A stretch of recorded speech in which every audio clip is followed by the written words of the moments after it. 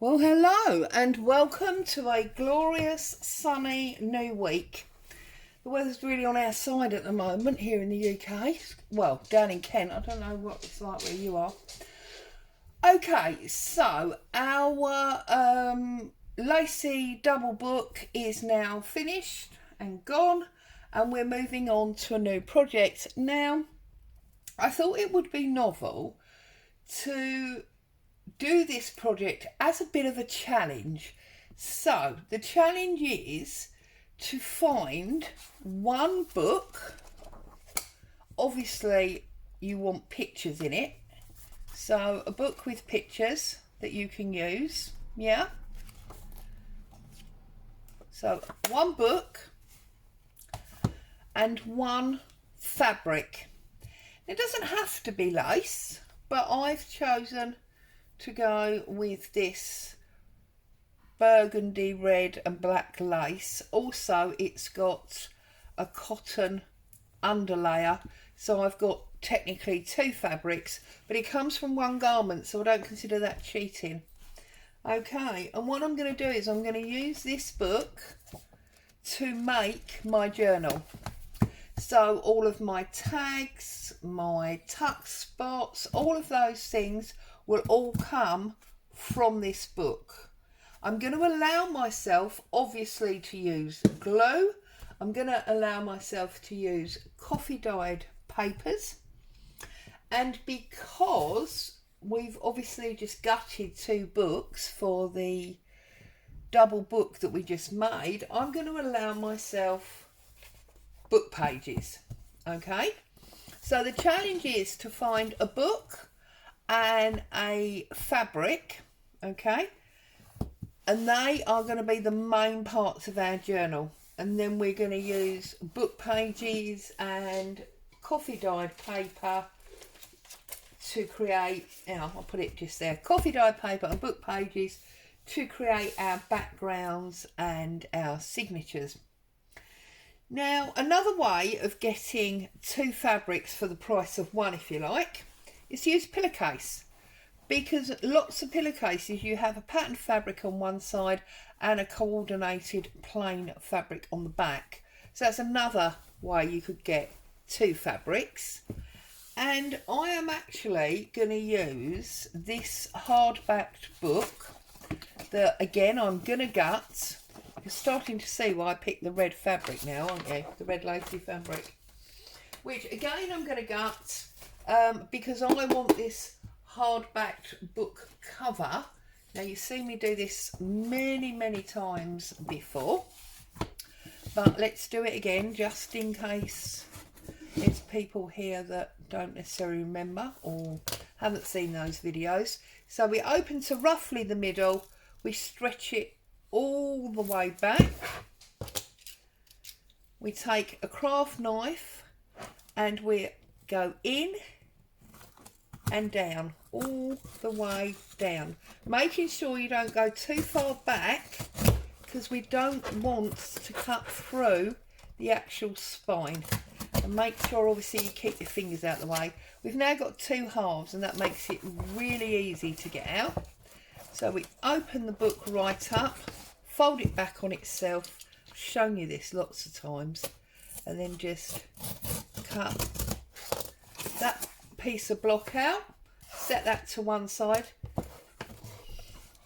and do exactly the same again. Now I turn it upside down just because I'm right-handed and I find that easier. If you've got this page and sometimes the second one, you need to move that back and then just cut down, get your finger out the way. Please don't chop the end of your finger off. And there you go, just like that, it's out. I'm going to take both of those pages off. Okay, and we've now got another book block that we can use as glue pages or to back tags or whatever, and just like that you've got your hard cover.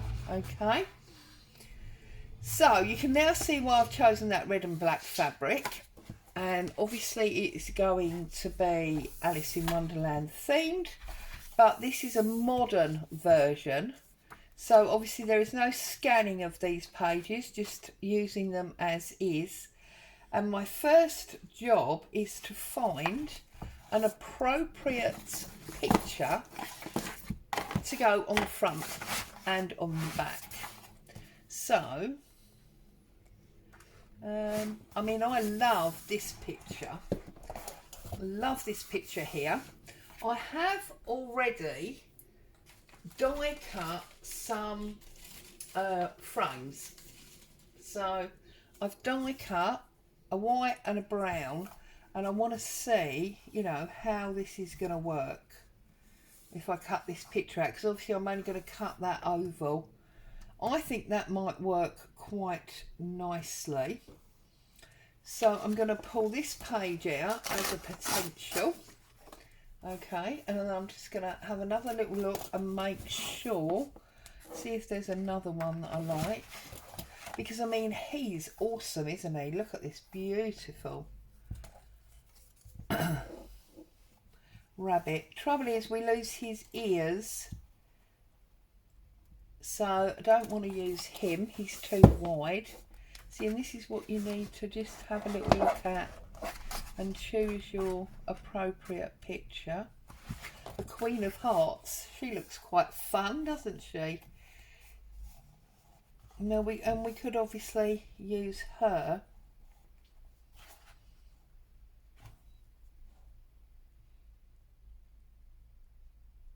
It's quite a comic way of looking at this story that we all know so well, that many people obviously portray in a vintage style. This is a modern, fun way of looking at it. Now that is another delightful picture.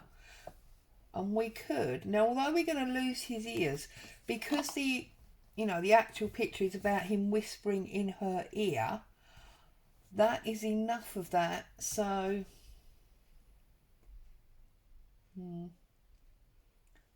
I think I'm going for this one. So we've got to pull them out to make things anyway, so it's not a problem that we've pulled that one out and we're not going to use it. So what I'm going to do is I'm going to start on this cover. So I'm going to line this up on here and work out exactly, oh, I can't pick that white one up, work out exactly where I want it, which I think is about there, like so.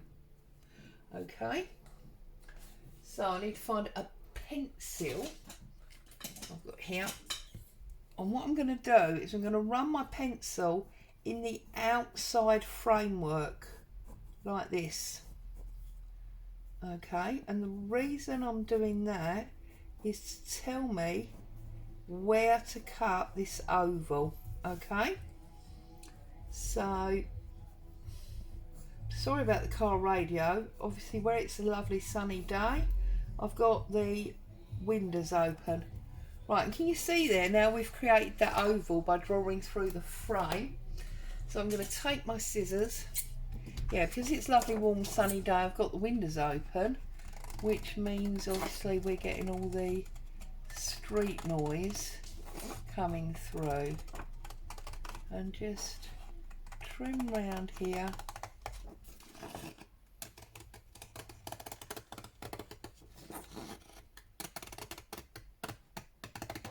Right, so,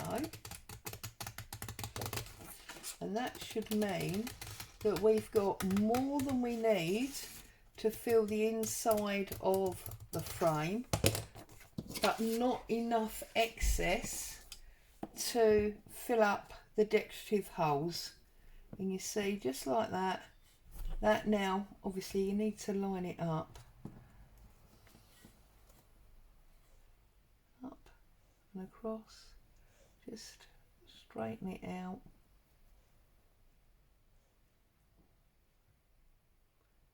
And then once you've sorted it out, if need be, you can obviously trim it down again. So I'm just trying to work out where I want it. So you can see I've got some excess there that I need to trim off. So I'm just going to redraw that line. Whoops. Just going to redraw my line and finesse the cutting of that a little bit.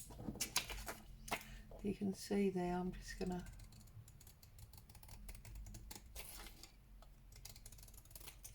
like that, and then we have got our frame very easily full,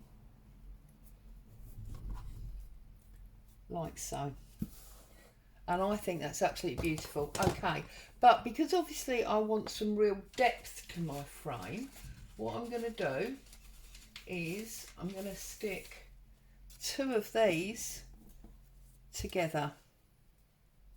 Am I? Or am I going to do like 1.5? And I say 1.5 because this white one is much thinner. Yeah, I think I'm going to do the white one because also that gives me a white frame next to that picture. So I'm going to glue the frame together. I'm going to use my Kalau, and I'm just going to add some glue on here. Okay, all the way around these delicate cutouts. Okay, like so, and then I'm going to put the white one on it, and then I want to get some gold embossing on it because I think that's, you know, awesomeness. So let's put this on, make sure we line it up properly, pick it up and just make sure that it's where it should be. There we go. And then just press it down. Not worried about the glue on the front because obviously I'm going to emboss it. That's just made it a little bit sturdier and a little bit thicker. So before we stick that in, we need to do some embossing, and obviously if we're going to do some embossing we need some catch paper. So I'm going to put this like this. We are going to put our embossing ink on the frame,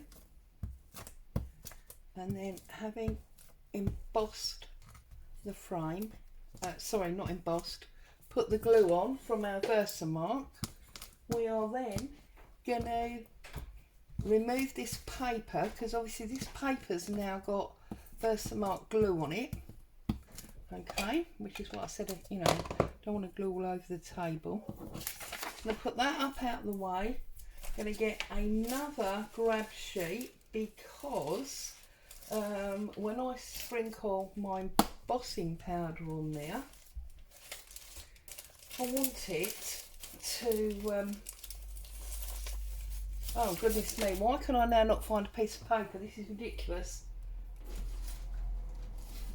Okay, just pull one out the printer, Claire, and be done with it. So, whoops, sprinkle our embossing powder all the way round. And this one I'm using is gold because I just wanted, you know, that whole fairy tale illusion, super bling. It's just what I wanted. Okay, and then we're just going to pick it up,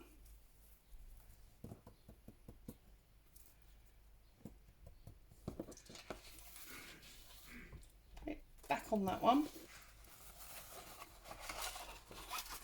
and obviously just, whoops, pinch the end, put it back into our pot. You all know how to emboss, I'm sure, and you always get glitter everywhere, or at least I do anyway. Do that up, find your heat tool, bring it back down, and we're going to emboss this. So it's a little bit noisy, I do apologise, but it won't last long.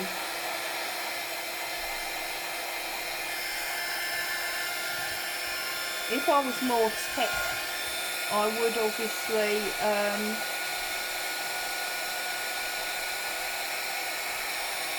stop and start and do a much more technical where you didn't have to listen to the noise, but I'm afraid I'm not, so I can't, so I don't.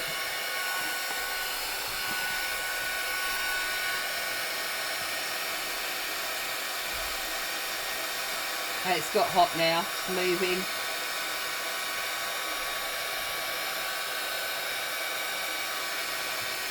And this is a gold with a sparkle in, so it's really, really glittery.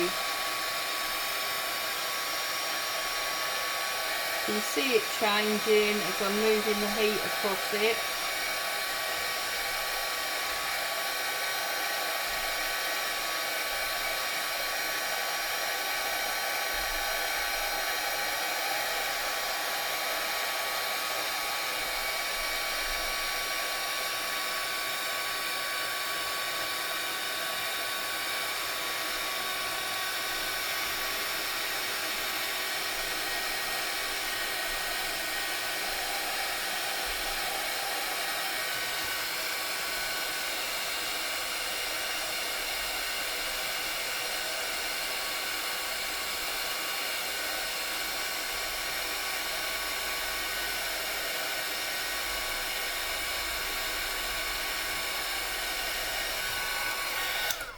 There you go. Look at that. I just think that is absolutely beautiful. And I'm going to do another layer because we want a nice, thick, solid layer on here. Okay. So I'm just going to go again. Cover it all again.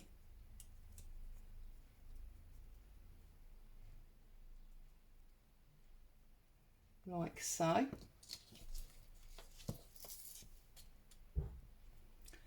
Put that up there. Put the other half back in. Well, it's more than half, isn't it? But you know what I mean.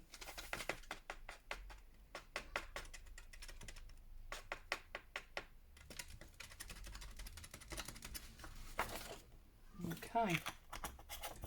Let's go again.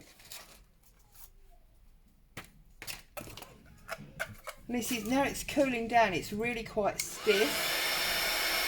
So let's heat this up again.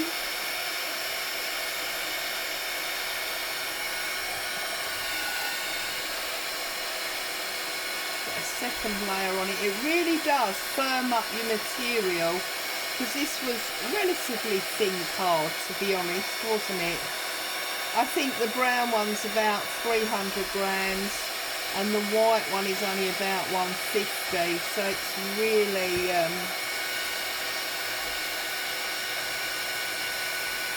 stiffen that up quite considerably.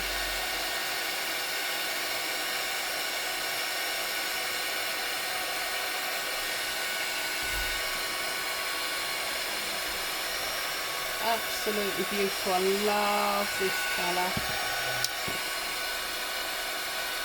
See, this is when I put the lid on that, because I just knocked it over.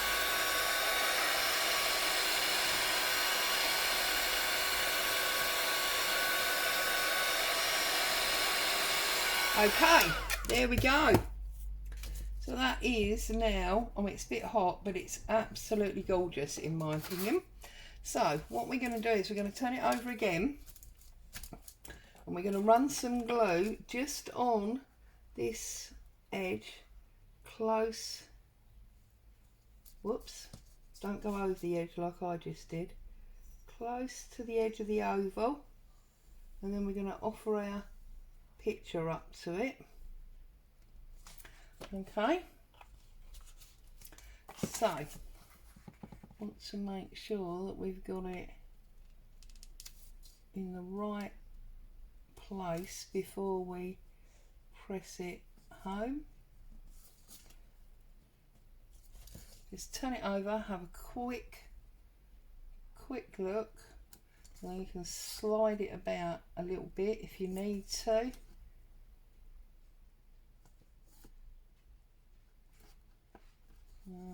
A little tiny bit of blue dress showing there. But I'm sure I can trim that with my knife. And now we've got this beautiful framed image that is going to, with my little tiny scissors. I've got a big Jenga on the side of my desk here, and I'm sure it's all about to collapse. So if you hear an almighty crashing in it, you know what that is. Okay, where's that little tiny bit of blue? Just there. So just get your scissors in and just trim it off like so. There you go, gone. Beautiful, beautiful frame. So now what I'm going to do is I'm going to offer it. Don't worry about obviously the fact this is Star Trek, because I will lose that in due course. And I'm going to put this on here like so. Now your decision is, actually I've got a little tiny bit there as well. I just want to get rid of this little tiny bit because we're going for not having that excess bit. I don't want it. There we go. Right. Okay, now obviously this won't fit off the blue because it'll overhang the page. So I'm just going to go for the centre. I'm going to ignore the blue because we've got blue in her dress. And I'm going to use some of this lace to do that anyway. Okay. So, got glitter all over here, which we need to get rid of. And I'm going to glue this down. And once this is in place, I'm then going to decorate the rest of the cover around it. Okay, so if you want to join in this next project, you need to find yourself the challenge items. So you need to find yourself a book that you want to work with. I mean, I should really take this off of here, shouldn't I? It might be a botanical book, it might be a vintage storybook like this one is. You just need to make sure you've got plenty of pictures to work with. Okay, and we're going to use all of the pages in the book. Well, we won't use all of the pages, but we will only use the pages in the book. You might use all of them if it's a small book, to create all of our ephemera that we're going to put in our book. So there it is. Turn it over, find my centre by eye, height and width wise, and push that down.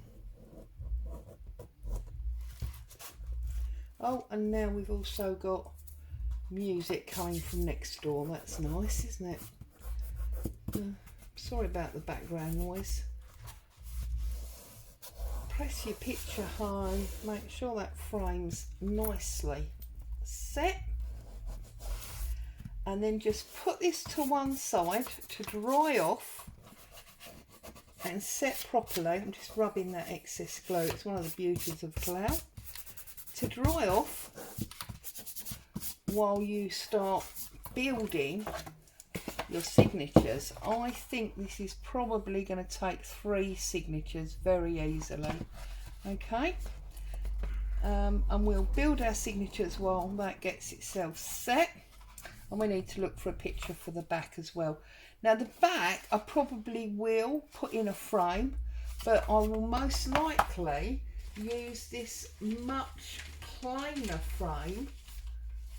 I'm lucky enough to have a number of frame dies, but I will probably use this much plainer frame on the back, because there's the elaborate front and there's the calmer back. Okay, so of course it's going to look something like that. So there you go, we've made a start. If you want to join in, find yourself an appropriate book and coordinating fabrics and craft along with me. It's going to be several videos as always, but we made a start. Be great to have you on board crafting. Stay safe. I'll see you very soon. Bye bye for now.